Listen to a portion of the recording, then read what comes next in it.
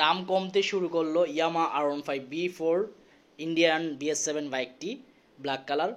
বর্তমানে প্রাইস কিছুটা কমতির দিকে, আশা করি ভবিষ্যতে আরও কমে যাবে যখন হায়ার সিসির বাইকগুলা পর্যাপ্ত পরিমাণে অল ব্র্যান্ডের বাইক অ্যাভেলেবেল হয়ে যাবে ইনশাল্লাহ।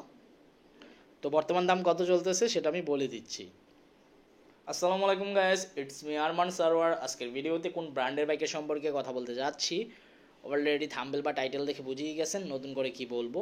তবে এখনও পর্যন্ত যারা আরমান সারোয়ার ইউটিউব চ্যানেলটি সাবস্ক্রাইব করেন নাই তারা অবশ্যই আরমান সারোয়ার ইউটিউব চ্যানেলটি সাবস্ক্রাইব করে ফেলবেন যেন পরবর্তী আপডেট নোটিফিকেশন পেয়ে যান। বন্ধুরা, ইয়ামা R15B4 BS7 বাইকটি ব্যাপক চাহিদা বাংলাদেশের বাজারে, আর ব্ল্যাক কালার একটু বেশি চাহিদা বাংলাদেশের বাজারে।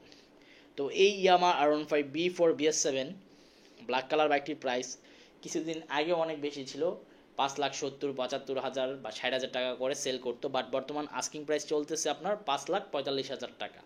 আশা করি আস্তে আস্তে হয়তো বা আরও কমে যাবে।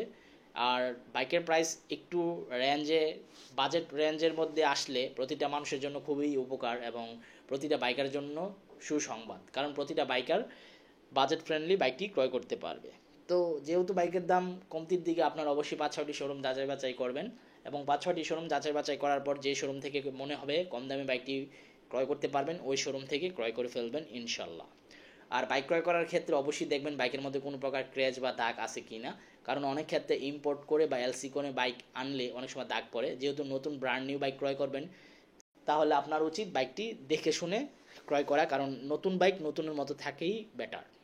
পাশাপাশি আরেকটা জিনিস লক্ষ্য রাখবেন, সেটা হচ্ছে সার্ভিস সেন্টার, ভালো মানের সার্ভিস সেন্টার আছে কিনা সেটাও আপনারা লক্ষ্য রাখবেন। তো এই ছিল ইয়ামা R15B4 ব্ল্যাক কালার বাইকটি সম্পর্কে আপডেট ইনফরমেশন। আই হোপ আজকের ভিডিওটি আপনাদের ভালো লাগছে। যদি আজকের ভিডিওটি ভালো লেগে থাকে তাহলে অবশ্যই লাইক বাটনে লাইক দিয়ে দিবেন এবং আল্লাহ হাফেজ।